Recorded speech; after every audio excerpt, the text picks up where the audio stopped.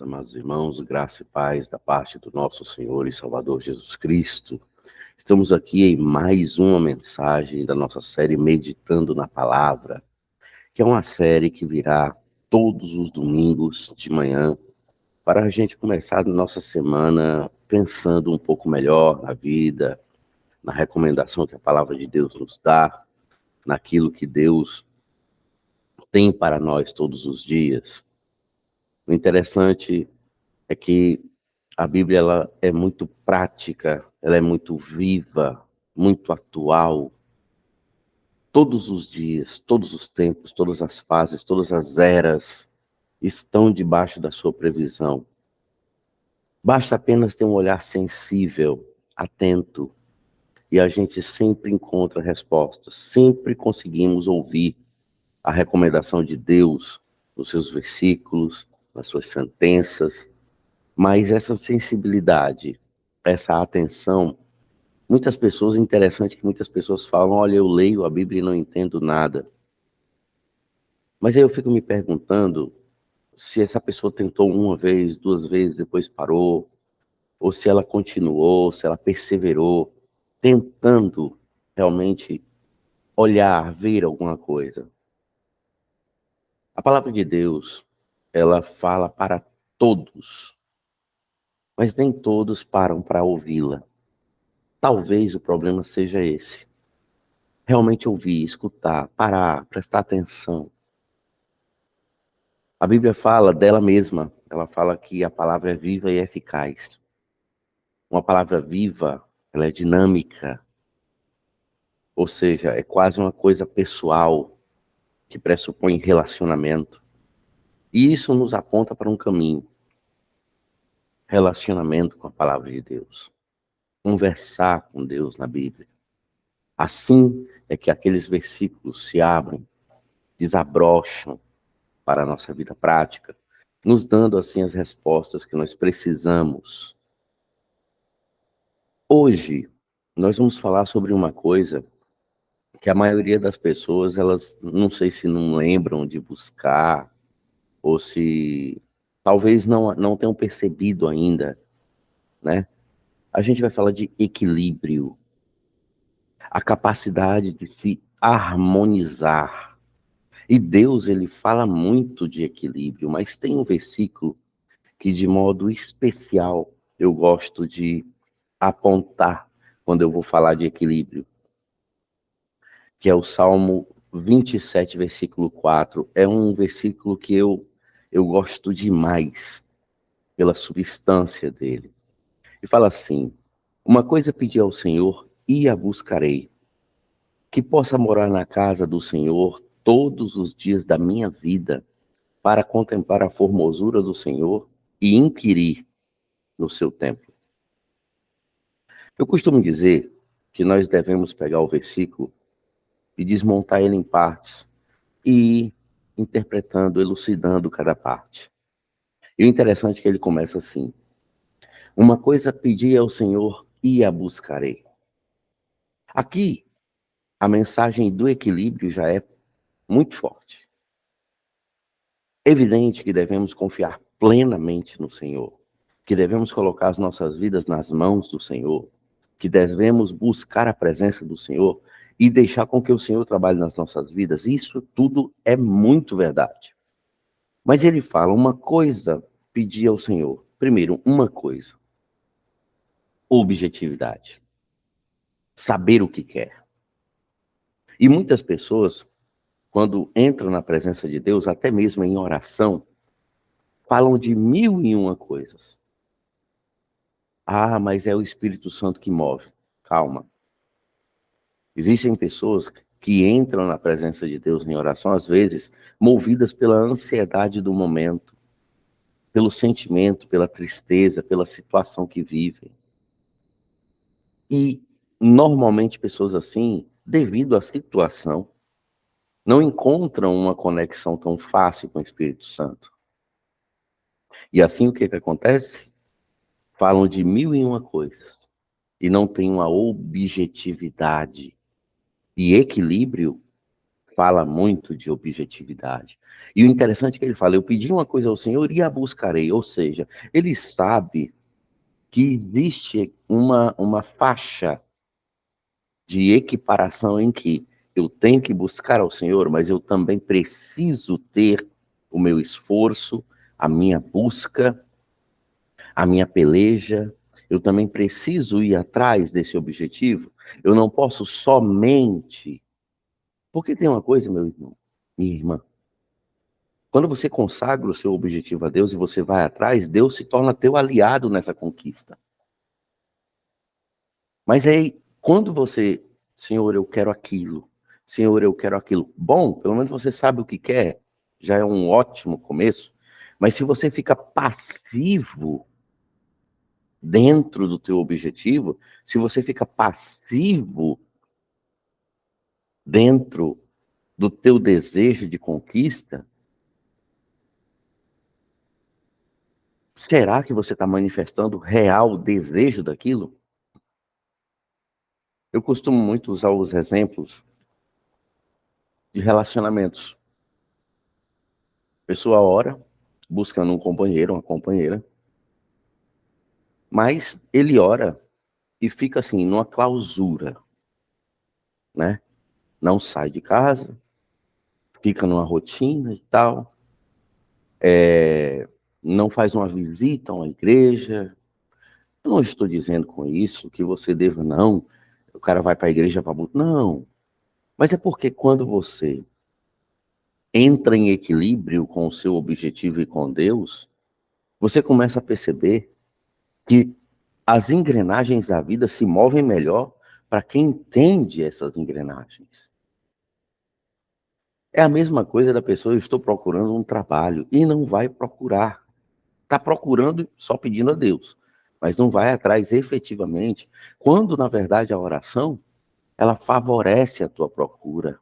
Deus age na tua procura, Deus age na tua busca, porque aí ele fala uma coisa, pedir a Deus, ou seja, você tem um objetivo.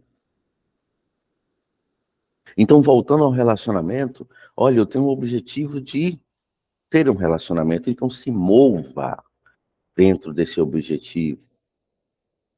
É claro que buscando a bênção de Deus, estando na bênção de Deus, mas se mova nisso. O interessante é que quando nós começamos a ter essa noção, as coisas costumam andar muito melhor, porque aí você perdeu aquela ilusão de dizer o seguinte, não, eu vou ficar no meu cantinho e Deus vai fazer tudo. Ele pode fazer. Deus é Deus, ele é onipotente, ele pode fazer sim. Mas eu te pergunto uma coisa. Deus como um pai justo, ele também fica olhando muito aquela coisa. Por que que ele também não trabalha em cima do objetivo dele? As pessoas costumam ter por referências exemplos muito específicos. Uma vez eu falei disso, a pessoa mas Adão precisava de uma companheira e Deus deu a ele, deixou lá onde ele estava. É verdade. Naquela época só tinha ele no mundo. Era difícil ele ir procurar porque não tinha outra. A dispensação, o momento, era outra coisa. Então, ter aquilo ali por referência direta não é muito compatível. Mas aí eu fico pensando, por exemplo, em Isaac.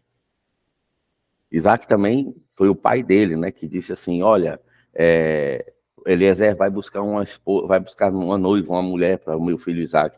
Isaac estava ali no canto dele, não se mexeu. Até que ponto você pode dar segurança a uma companheira, a um companheiro, quando você não tem o objetivo de tê-la? São exemplos lá, né, para o seu tempo. Aí eu fico pensando naquela situação em que uma pessoa persevera em oração e a pessoa fica atento ao seu redor. Deus, ele trabalha de maneiras sutis e abençoadíssimas. Às vezes você pode conhecer alguém, neste caso, né, na procura de um companheiro ou uma companheira, na fila do banco, em um lugar assim, Deus é quem sabe como vai fazer. Mas o ponto, a moral, o ponto eixo dessa exploração de texto, uma coisa pediu o Senhor e a buscarei. Não permanecer parado no objetivo. Primeiro é saber o que quer, e segundo é fazer a sua parte. Esforça-te, tem bom ânimo, levanta, vai, busca, batalha. Então esse é o primeiro ponto desse versículo. Aí depois ele fala que possa morar na casa do Senhor todos os dias da minha vida. Ou seja, a noção da presença de Deus na vida. Se sabe que sempre se influencia. Ou seja, a convivência traz influência. E estar na presença de Deus, estabelecer uma convivência com Deus, você automaticamente é influenciado por essa convivência. E a presença de Deus começa a agir na sua vida de uma maneira maravilhosíssima. Você começa a ser mais sensível, ser mais cuidadoso, seu vocabulário melhora. Você começa a ter ao seu redor uma energia moral que as pessoas começam a dizer, nossa, é bom estar com essa pessoa. Sabe, irmãos, buscar a presença de Deus todos os dias da vida não é uma coisa fácil. Porque tem dias, e isso a gente tem que ter equilíbrio até para reconhecer. Tem dias que a gente não está bem, não acorda bem, faz parte do ser humano. E mesmo naquele dia você quer a presença de Deus porque é bom, você quer realmente. Mas tem dias que as pessoas acordam sem ânimo, por cansaço, por uma série de coisas. E aí vai do primeiro ponto, equilíbrio. Você dizer, olha, eu estou assim, mas eu preciso da presença de Deus e eu vou buscá-la. Olhe bem, eu preciso, eu quero e eu vou buscá-la. Porque a presença de Deus é gratuita e acessível, mas depende de busca. E interessante é que buscar a presença de Deus nos dias atuais tem sido difícil. O mundo e o inimigo têm uma bandeja de oferta gigantesca. E contrapor tudo isso, concentrar sua mente longe disso, não é fácil. É algo bastante complicado. Eu fico pensando, morar na casa do Senhor. E hoje nós, como templos do Espírito Santo, Deus deve morar em nós. Então a questão da convivência é entranhável, é emaranhante, é uma coisa de ficar realmente entranhado, ou seja, a convivência com Deus. E aí eu lembro da citação, não sou mais eu que vivo, mas Cristo vive em mim. Essa questão de presença, convivência, morar, também pressupõe muito família. E aí muita gente fala assim, na ausência do equilíbrio, desequilibradamente fala, a minha família é uma família muito difícil. Meu pai é assim, minha mãe é assado, meus irmãos assim, assim. Mas aí, a gente acabou de ver que convivência gera influência. Significa, então, considerar que, a partir do momento que eu sei conviver, aquelas pessoas serão influenciadas pelo jeito que eu convivo. Não, mas eles são mal educados demais, são muito grossos. Aí eu fico pensando, você persevera no seu objetivo? Você tem objetivos com a sua família? Seja influência para eles. Persevere. Se você busca Deus, influencie eles a buscar também. E influenciar pela convivência é muito melhor do que estar batendo boca. Faça com que eles vejam a sua vida, seu exemplo. É muito melhor silenciar no trabalho do que falar fazendo barulho, balbúrdia, discussão. Talvez Deus esteja falando com pessoas especificamente nesse momento, ou seja, a presença de Deus pode ser a influência certa para curar a tua família. E aí eu lembro daquele episódio em que Davi estava trazendo a arca de volta para Jerusalém, e ele trouxe num carro novo, né? E aí o carro pendeu, Uzá tocou na arca e faleceu, porque a presença de Deus, ela tem que ser levada por pessoas, não por coisas. Eram os sacerdotes que deveriam carregar a arca. E você pode ser aquele que vai levar a presença de Deus até a sua família. Mas isso exige uma base, a base de equilíbrio. Aí a gente chega no terceiro ponto. Para contemplar a formosura do Senhor. Agora presta atenção, olha o trajeto. Uma coisa pedi ao Senhor e a buscarei. Equilíbrio, eu sei quando ir, quando voltar, até onde ir, até quando esperar. Que possa morar na casa do Senhor todos os dias da minha vida, ou seja, a presença de Deus. Eu busco e eu tenho a presença de Deus. Então, equilíbrio, presença de Deus. Aí ele diz, para contemplar a formosura do Senhor. A formosura do Senhor é evidente que nunca ninguém viu a Deus e nem pode viver e viver, como a Bíblia assim o diz, mas a formosura de Deus manifesta em nossas vidas. A formosura de Deus, a beleza de Deus expressa e manifesta nas suas bênçãos na nossa vida, no seu favorecimento. É muito belo ver uma pessoa viver uma vida de equilíbrio, uma vida de bênção, construir um relacionamento de convivência com Deus. Mas isso depende de quê? Aí vai a última parte do versículo.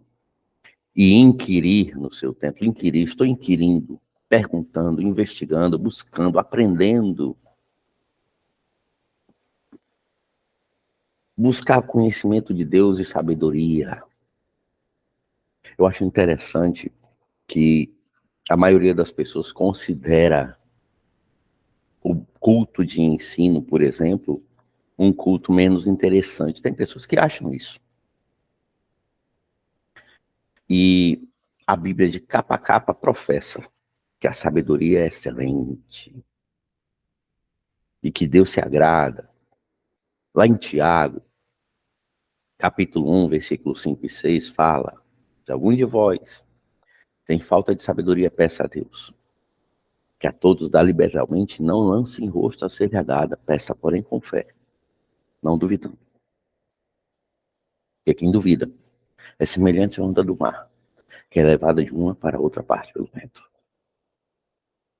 Sabe, irmãos, qualquer um pode ser sábio, desde que busque.